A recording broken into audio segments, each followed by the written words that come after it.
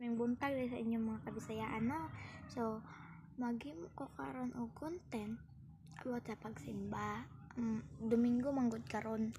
So, magsimba mi. Anya, mag-ilis ko. Malamang.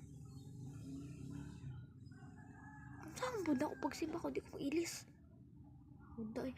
So, akong himuon karon is mag-review ko, then may mga test, then sa Ginoo magkanta-kanta, and mag praise and worship, mag Sunday school, ning ana, tapos mabalik ra gyapon may pagkahapon mga alas 3 na ba. Pero unahon sa nato ang pagsimba sa Ginoo, guys. Domingo karon palagahan na to siya. Palagahan. Uy, grabe ka uy. Ako rin si Shim, guys, no? Ang tinuod man nga pangalan is Elisha Mir P. Almazan. Hinay akong tingog kay joke lang.